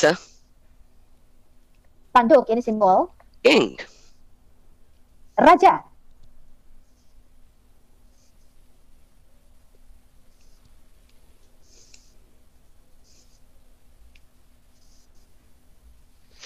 The 10 horns which you saw are the 10 kings. Ya, kalau kita lihat ini Wahyu 17 ayat 12 dikatakan 10 tanduk yang kau lihat itu melambangkan 10 raja-raja. For one horn as one king, correct? Ya, karena satu tanduk itu melambangkan satu orang raja. So can we safely say over here that Jesus is the king for the Jews and the Gentiles? Jadi dua tanduk di sini melambangkan bahwa Yesus adalah raja bagi orang Yahudi dan orang-orang non-Yahudi. Now look, if king is represented as horn, let's look at this. We can go to Luke 1:67 to 69. Ya, jadi kalau tanduk ini menyimbolkan seorang raja, kita akan baca dulu Lukas 1:67 sampai 69. This is the prophecy of Zechariah when he started to speak after the 3 days when he was not able to speak, correct? Ya, ini adalah Not 3, sorry, my bad. I was taking the accounts of Quran. My bad. See, I get confused sometimes. Quran says 3 days. Sorry, please. After he was able to speak. Ya, jadi ini adalah ketika ini nubuatan dari Nabi Zakaria ya, ketika dia itu bisu selama 9 bulan ya, bukan 3 hari seperti di dalam Quran, 9 bulan ya, karena saya ini keliru dengan Quran ini. Now his father Zechariah filled with the Holy Spirit and prophesied, saying, Blessed is the Lord God of Israel, for he has visited and redeemed his people, and he has raised up a horn of salvation for us. Ya, jadi Nabi Zakaria ketika mulutnya dibuka oleh Roh Kudus, ya setelah Yahya lahir, dikatakan, Terpujilah Allah, Yahweh Tuhan Israel, karena dia telah menjenguk dan umatnya dan telah menebus umatnya sendiri, dan dia telah menaikkan tanduk keselamatan bagi kita. And he in the house of his servant David, correct? Ya, di dalam keluarga daripada Raja Daud. And if we look at the same Gospel, chapter number 2, verse number 10 to 11, then the angel said to them, do not be afraid, for behold, I bring you a good tidings of a great joy, which will be to all people. For there is born to you this day in the city of David a Savior, who is Christ the Lord. So Zechariah's prophecy fulfilled by the angels proclaiming it to Mary. Ya, jadi kalau kita lihat di Lukas 2 ayat 10 sampai 14, ketika malaikat-malaikat ini berkata, ya, it's not to Mary, I think it's to the Sorry, shepherd. my bad. Yeah, so I get confused sometimes. Okay, I think it's to the shepherd, right? Yes. Okay, ya, ini ketika malaikat-malaikat berkata kepada para gembala-gembala itu, dikatakan jangan takut, ya, aku membawakan kabar gembira bagi kamu pada hari ini dan bagi semua umatmu, ya, katanya. Pada hari ini telah lahir bagimu di kota Daud seorang juru selamat yang adalah Yesus Kristus Tuhan. Now we go back to the Genesis and we will look at the same verse 13. The Ya, ram was kembali ke Kejadian 22 ayat 13. Thank you for fixing me, by the way. So the ram was caught by the horn. Now what happens? And Abraham called the name of the place, the Lord will provide. Ya, sekarang kalau kita lihat Kejadian 22 ayat 13 dan ayat 14 dikatakan, ya, tadi Abraham menamakan tempat itu Tuhan akan menyediakan. So Lord has yet to provide. It will provide. In the mount of the Lord it shall be provided. So the lamb has yet to come. Ya, kemudian Abraham menamai tempat itu di mana dia mengorbankan Ishak, Tuhan akan menyediakan. Jadi belum, ya, dombanya belum disediakan. Makanya dikatakan di atas gunung Tuhan akan disediakan. Now, why do I say Lord will provide and why ram? Because look, if we go back over here, Mengapa saya mengatakan Tuhan akan menyediakan dan itu adalah merupakan seekor domba jantan? when Isaac was telling Abraham, that's the context, Isaac was telling Abraham that I am here, I have fire, we have wood, but where is the burnt offering, right? When he said that, Abraham replied, my son, God will provide for himself the lamb for a burnt offering. Jadi ketika kalau kita balik ayat-ayat di atasnya nih, dikatakan ketika Ishak bertanya kepada Abraham, ya, Bapak, katanya, ya anakku, katanya dia bertanya, ini udah ada api dan kayu, tapi di manakah anak domba untuk korban bakaran itu? Kemudian Abraham berkata kepada Ishak, Allah akan menyediakan anak domba untuk korban bakaran baginya, anakku. So God will provide a lamb, correct? Ya, jadi Tuhan sendiri akan menyediakan anak domba itu, benar? But did God provided ram or lamb? Ya, tapi apakah yang Tuhan sediakan? Apakah seekor anak domba kecil? Apakah seekor domba jantan dewasa dengan 2 tanduknya tadi? So the lamb has yet to be provided, will be provided. Jadi anak dombanya itu belum akan disediakan, tapi akan disiapkan oleh Tuhan. Now let's see when God provided the lamb. Nah, sekarang kita lihat kapan Tuhan akan menyediakan anak dombanya ini.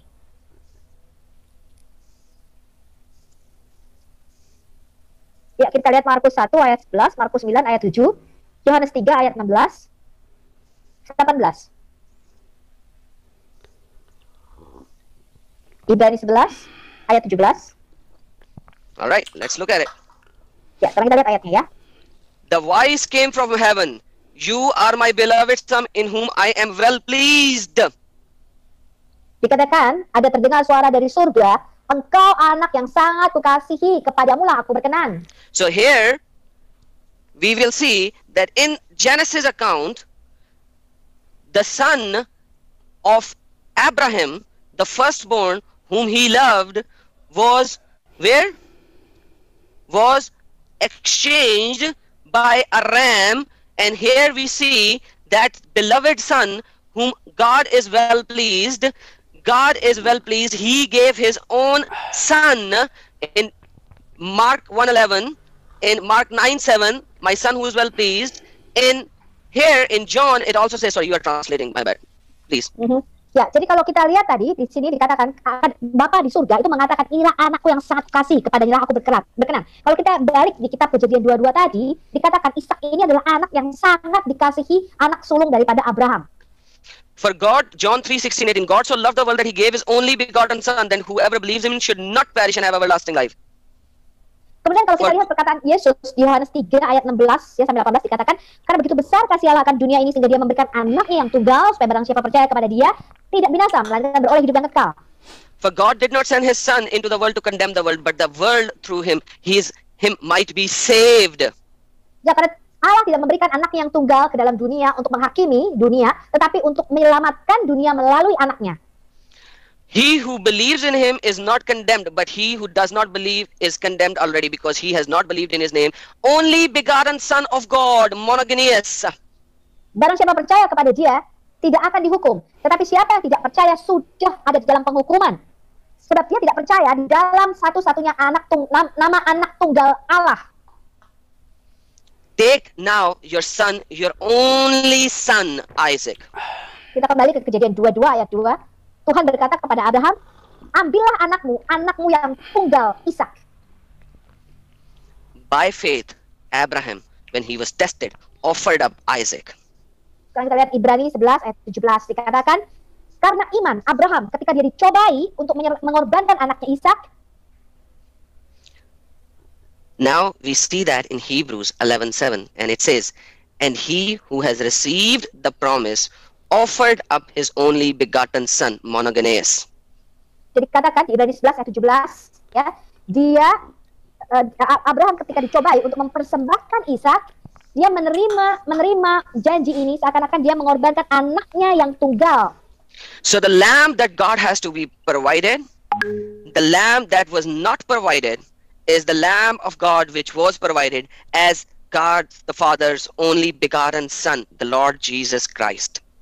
Jadi anak domba tadi yang belum disiapkan Allah, tapi akan disediakan. Jadi anak domba yang nanti akan dijadikan korban, yaitu anak tunggal Allah sendiri, yaitu Yesus Kristus Tuhan kita. If we look over here in Genesis, and we read now, verse number 4 and 5.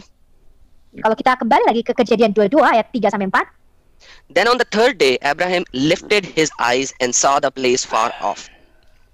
Dikatakan dan pada hari ketiga, ketika Abraham melayangkan pandangannya, dia melihat tempat itu dari jauh. And Abraham said to his young man, stay here with the donkey, and I will go yonder and worship, and we will come back to you. Dan ayat kelimanya, Abraham berkata kepada bujangnya, dikatakan kamu tunggu di sini dengan keledaimu, ya. Aku dengan anak ini akan pergi ke sana, kami akan berdoa, dan sesudah itu kami akan kembali kepadamu. But he was going to sacrifice Isaac. Why did he say we will come back? Ya, tetapi dia kan akan mengorbankan Ishak, dia akan bunuh Ishak jadi korban persembahan. Kenapa Abraham berkata kami akan kembali? Was Abraham lying? Apakah Abraham berdusta? Then she said no, but she was on mute. So if he was not lying, then why did he said that we will come back? Ya, kalau dia tidak berdusta, dia kan seorang nabi, ya, dia nggak berdusta. Mengapa dia mengatakan kami akan kembali? Because he was given the promise from God in Genesis 18 and 19.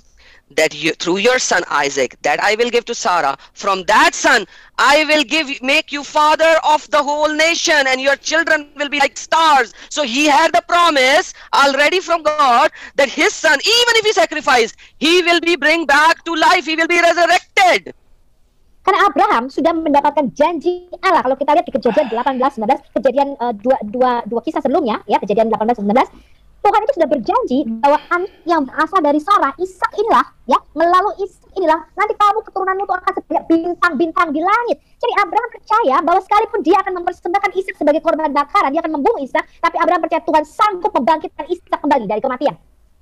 Because that's what Hebrews 17 is saying, 11:17. And he who had received the promise offered up his only begotten son, of whom it was said, in Isaac your seed shall be called, concluding that God was able to raise him up even from dead, from which he also received him in figurative sense. So Abraham already knew that because God has already promised me, he was holding on to the promise. He was holding on to the promise that this Isaac, even if I sacrifice him, he will raise from dead, because God has already promised me that from this seed of mine I will be called the father of the nation, and that nation God will make equal to the stars of heaven.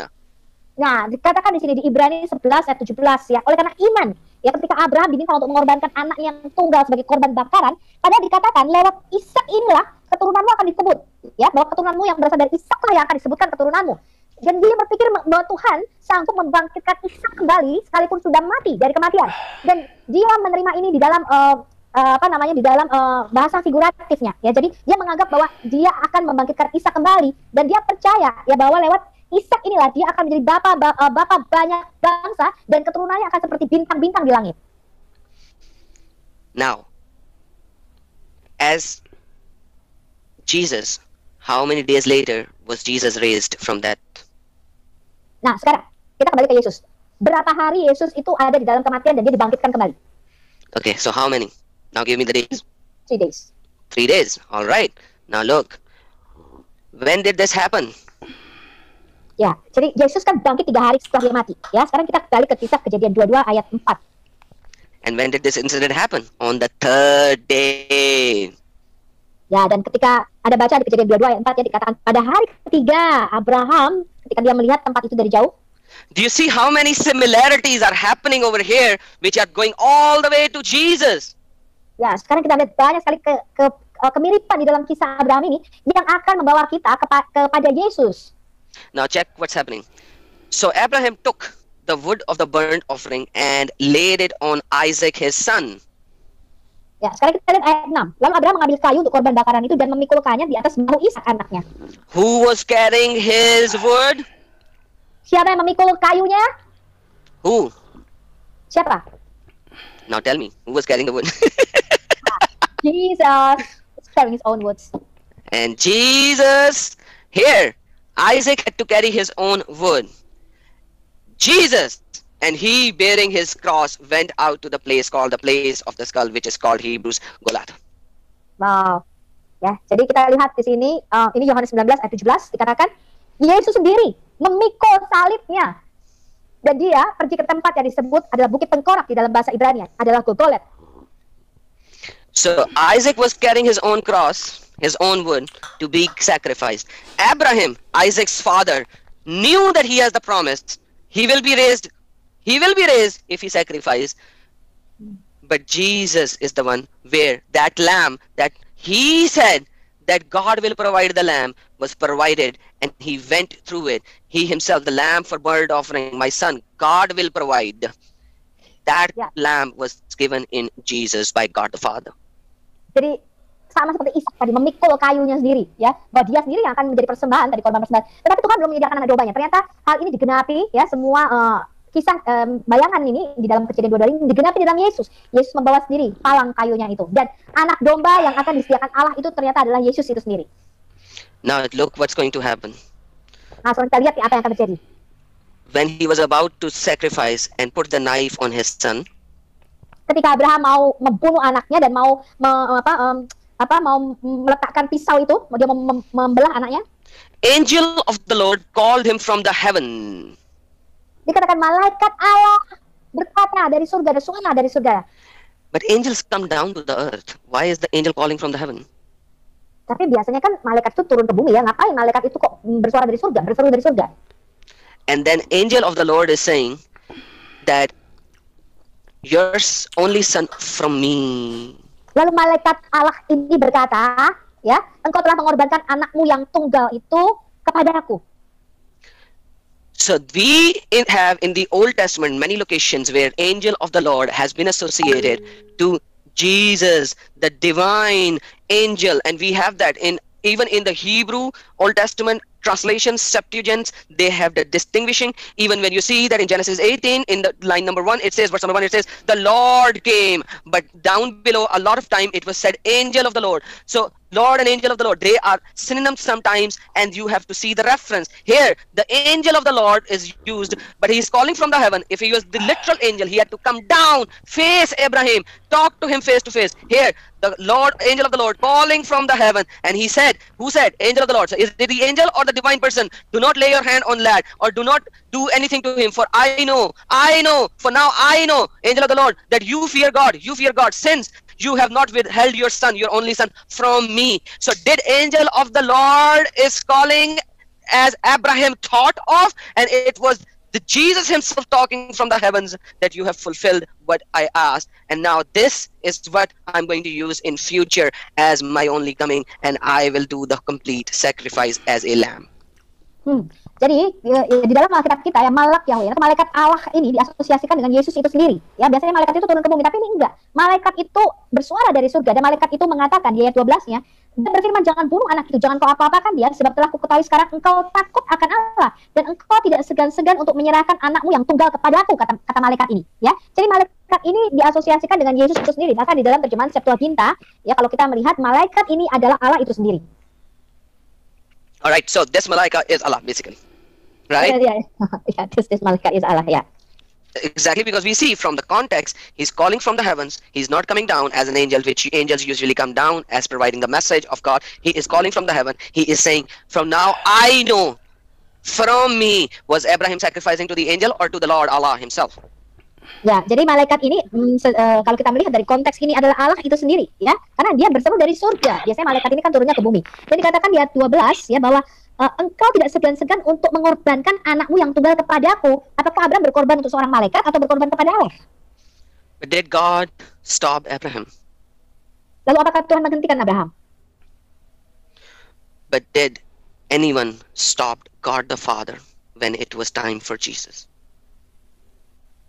Ya, kalau kita melihat ya, di sini Abraham tidak jadi membunuh Ishak ya, tetapi siapakah yang menghentikan Allah ya ketika Yesus itu menjadi korban bagi kita? So when Abraham was about to sacrifice his son, his only begotten son, his only son Isaac, jadi ketika Abraham mau mengorbankan anaknya, anak yang dikasihi, anak yang tunggal Ishak, the son Isaac, who was same in value, same in essence, same in equality to Abraham, his own blood, his own flesh, his own everything, whom he holds as value as himself, even the father who could die for his son. So sometimes you can say even more value, but he is the same essence, so it's the same value. Now he is sacrificing his own, himself basically, of the same essence, same value. When Abraham was doing that, God stopped him. Ya, jadi ketika Abraham mau mengorbankan Ishak ini adalah darahnya sendiri, keturunannya, anaknya, ya, mempunyai nilai yang sama dengan dia. Jadi Abraham itu pada saat dia mengorbankan Ishak itu sama saja dia membunuh dirinya sendiri, ya. Karena seorang bapak begitu kasih sama anaknya, seakan-akan karena Ishak ini adalah merupakan bagian dari dirinya, keturunannya, anaknya, darah dagingnya sendiri, sama saja dia mengorbankan dirinya sendiri. That father was provided with a ram. Dan Allah menghentikan Abraham pada waktu itu dan menggantikannya dengan seekor domba jantan. No. Then that father, who is Abraham, then that father was provided with a ram. The father in heaven, you mean? No, father. Abraham is a father who is sacrificing his son Isaac. Abraham, the father, was provided with a ram. Ya, dan sang bapak itu yaitu Abraham itu sendiri, ya, tidak jadi mengorbankan anaknya dan digantikan dengan seekor domba jantan. And when the lamb, which Abraham said will be provided, when that lamb came, the heavenly father, nobody stopped him, and his son was sacrificed as the lamb and fulfilled what the father started through Abraham. That is why Abraham is the father of the nation. Jadi ketika sekarang kita lihat ketika Yesus akan dikorbankan, ya tidak ada yang dapat menghentikannya, ya tidak ada yang dapat menyetopnya, ya. Karena itulah Abraham itu disebut bapa banyak bangsa melalui Yesus, pengorbanan Yesus, anak domba yang nanti akan disediakan oleh Allah itu sendiri. And that son which God provided is in equal to God, just like the Isaac was equal to his father Abraham. Dan anak yang akan dikorbankan ini Yesus itu nilainya sama, ya, seperti Allah itu sendiri, karena ya sama seperti Ishak, ya, yang merupakan nilai yang sangat besar atau sangat berharga, sama seperti Abraham, ya, sama seperti darah dagingnya Abraham itu sendiri.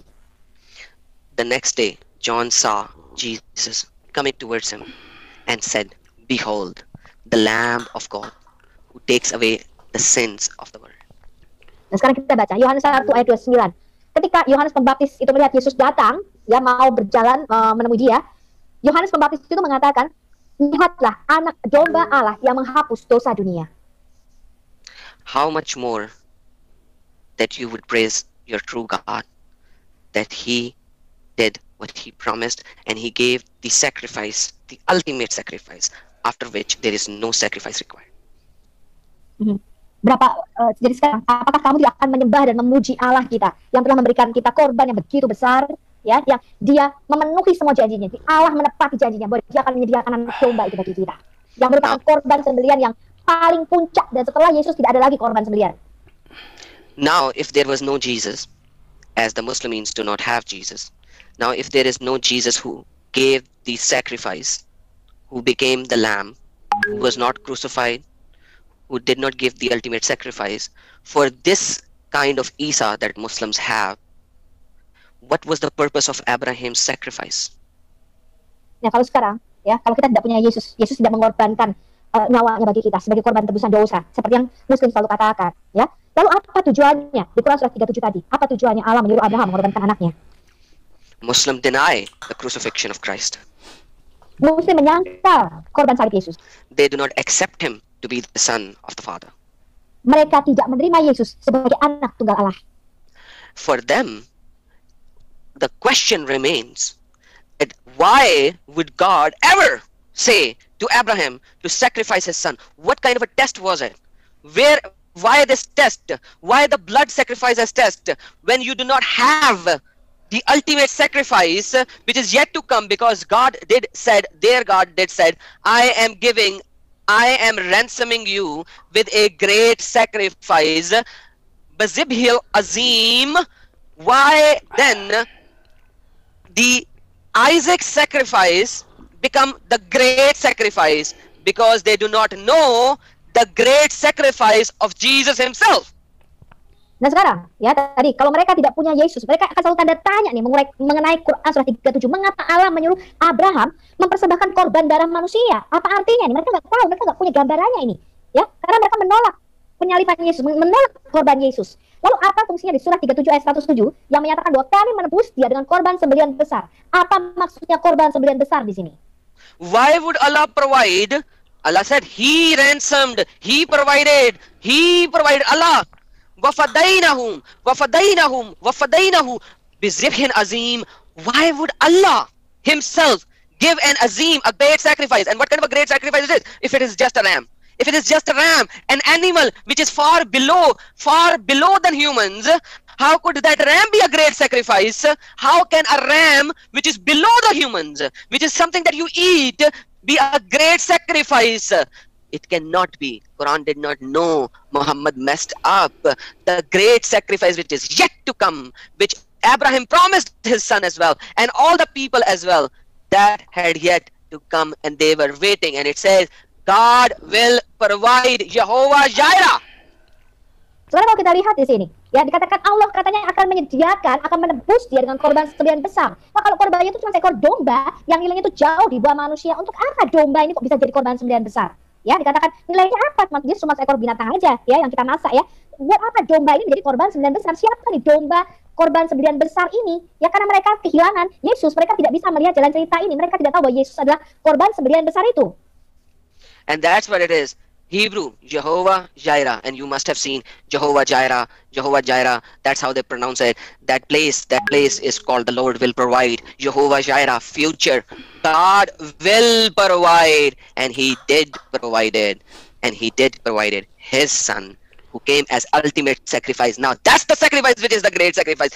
That's the sacrifice which is equal to God and beyond every human being, because He was not a lamb, He was not below human, He was above humans, He was above everyone else. He was the one who created everyone else, and He came and humbled Himself, and then He gave the ultimate sacrifice. In Quran, you have nothing, yet you have the story which has no purpose whatsoever, which have no link whatsoever, and they don't even know who the son was. Ya, jadi di sini kita lihat nih Muhammad ini sangat-sangat kacau banget ya. Dia Muhammad ini mess up banget ya. Kacau sekali ceritanya di sini ya. Dan di dalam Quran cerita ini tidak ada hubungannya sama sekali. Bahkan mereka tuh bingung, ini siapa sih nama anak yang dikorbankan di dalam Quran ya. Karena ceritanya membingungkan sekali. Tapi kalau kita lihat, kita balik ke Alkitab, ya ceritanya itu sangat jelas ya, bahwa korban sembelihan besar itu adalah yang nilainya jauh di atas manusia, yaitu sama dengan korban Allah itu sendiri, yang nilainya bukan hanya sekedar manusia, tetapi Allah itu sendiri, dia turun merendahkan dirinya menjadi manusia, menjadi sama seperti kita. Jadi itu adalah korban yang sangat besar dari Allah. And that's where I will end. Sorry? I said, and that's where I will end. Okay. This is the end. Okay. That's where I will end, because now you have the whole story. You have the story from Quran, you have the story from the Tafasir, you have the story from the true account, the biblical account, and you have the narrative which fits 100% perfectly for the ultimate, actual, greatest sacrifice, which is in Lord Christ. Oke, sekarang ini cerita akhirnya ya, yang Yesus Kristus sendiri yang merupakan korban sembelihan besar itu, yang merupakan puncak daripada semua korban sembelihan itu. May I add something, Adam? Adam, are you finished? Hello? Yes, please. May I add something, Adam? Yes, please. Yeah. Do you know where's the Mount Moriah? Mount Moriah. You can go to 2nd Chronicles, chapter number 3, verse number 1. Yeah, I add something in the screen that the Akedah, which is in Genesis 2, which is the Golgotha, is almost the same spot where Abraham sacrificed Isaac. Is the same spot that Lord Jesus Christ was crucified. Exactly, and this is the same spot where Solomon built the temple, the first temple of the house of Lord. If you see 2nd Chronicles, chapter number 3, verse number 1, now Solomon began to build the house of the Lord at Jerusalem on Mount Moriah, where the Lord has appeared to his father David at the place that David has prepared for threshing for. So, you know, there are so many similarities. I don't know, when you start comparing and digging deep, there are so many that you will know. And yes, that's the same mount where Jesus was finally crucified. Yes, that's the deep meaning. Jadi saya tambahkan sedikit teman-teman. Jadi puncak akedah, di mana akedah Yitzhak tadi ya, di Kejadian 22, itu adalah puncaknya adalah di Golgotha. Jadi tempat di mana Abraham mengorbankan Isaac, di tempat yang sama Yesus disalibkan di puncak Golgotha, di Calvary. Ya, ini Anda lihat, ini topologi daripada pegunungan Moriah. Dan di bawahnya Anda lihat itu adalah the threshing floor of Aruna, jadi tanah pengirikan Aruna, di mana bait suci Salomo itu didirikan. Anda bisa lihat di 2 Samuel 24 ayat 15 sampai 25 dan 1 Tawarik 21 ayat 18 sampai 26. So, banyak sekali kesamaan di dalam Kejadian 22 yang merupakan bayangan atau gambar daripada Kristus itu sendiri. All right. So, do we have our brothers and sisters who would like to say something? Ya, ada yang mau mengatakan sesuatu, nambahin atau mau nanya, silakan.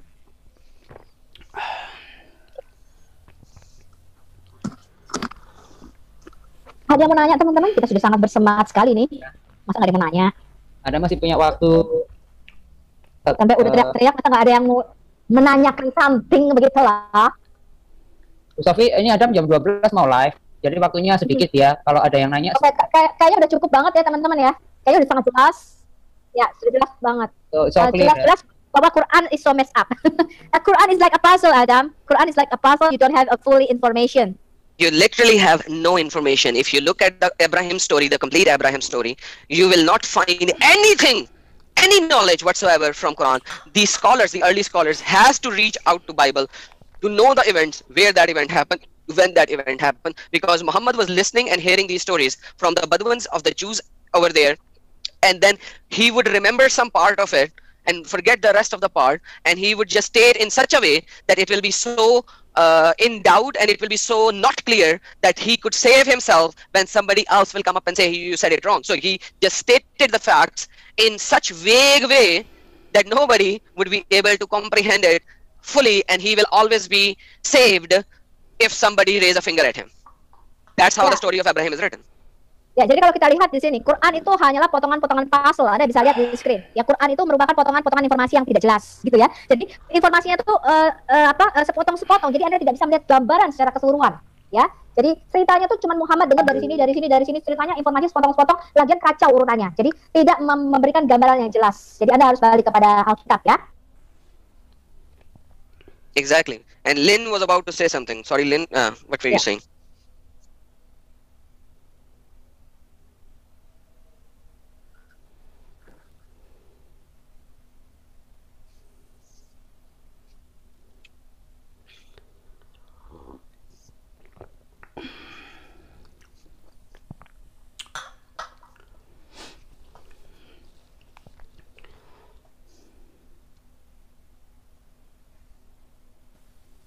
And not chronological order.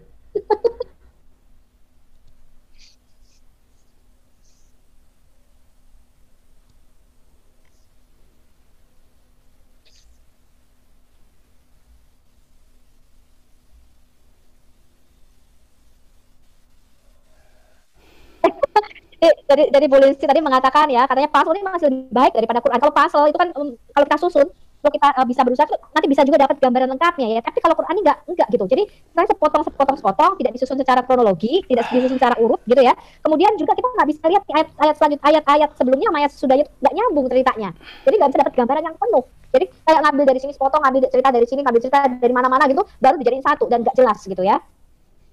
Exactly, and I wouldn't even call it a puzzle, because God from the start was giving hints and giving signs to all the prophets, He was giving signs and he was giving the images for one to come, and that one came, who is our Lord Jesus Christ, and he fulfilled all of those, as he said, I came here to fulfill the prophets, and he fulfilled all of them. So once again, my question to all the Muslimin will be, what is the significance of this story? Why are you still sacrificing a lamb or a ram or a camel or whatever? Why are you even doing that? What kind of a test was to Abraham to sacrifice his only son when the true son has never come for you, has never given the ultimate sacrifice? Then a lamb, or whatever you may like to say in the translations and the tafsir, how come that thing for Abraham was given to Abraham, became a great sacrifice? How is that a great sacrifice? It's just a lamb. So once again, Muslims, think. There is no logic in Quran to do this event. Ya, jadi Muslim ya, kenapa kalian sampai saat ini masih mengorbankan binatang gitu ya? Karena kalau itu nggak akan ada ceritanya di dalam Quran yang mengatakan korban sembelihan besar ya, karena binatang itu kan nilainya sangat-sangat rendah ya. Tapi kenapa di dalam Quran disebutkan korban sembelihan besar? Karena kamu tidak menerima Yesus sebagai korban sembelihan besar itu. Jadi Muslim, sekali lagi ya, coba pikirkan pakai logika yang baik ya. Untuk apa Tuhan mengatakan memberikan korban sembelihan besar ini ya? Oke, Adam, I think that's clear enough and very good point. I learned a lot from this. Thank you very much. Oh, thank you and God bless you. Thank our Lord God Jesus Christ. bless. Yeah. Yes. Oh, give applause and don't to forget our Lord. to subscribe. Yeah. Luar biasa. Gimana respon teman-teman terhadap pembahasan yang barusan kita lihat? Menarik, hebat. Karena apa? Sebenarnya kekristenan itu tidak bisa dibodohi. Kekristenan itu tidak bisa dibantah. Sekalipun ada banyak orang yang membantah dengan dalil-dalil, dengan literatur-literatur, kekristenan itu sudah berdiri lama dan itu diperjuangkan. Diperjuangkan karena kebenaran itu pasti dapat membela dirinya sendiri.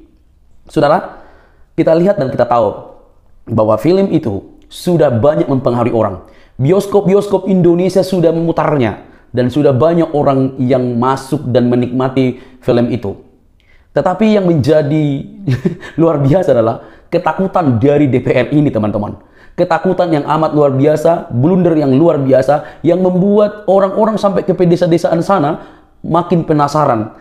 Kok sampai seorang yang mengurusi rakyat ya, bisa ngomong seperti itu, bisa sampai ketakutan yang amat hebat sehingga video tersebut atau film tersebut harus di take down. Pernyataan itu membuat orang lain akan penasaran, kenapa dan ada apa?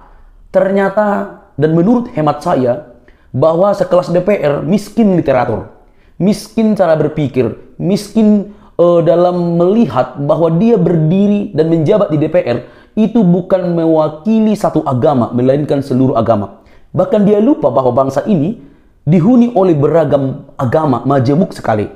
Sehingga apa yang ia pikirkan, apa yang mungkin dia pelajari, dengan tidak sengaja dia mengeluarkan itu dan statement itu bisa melukai orang lain, bahkan melukai kebinekaan.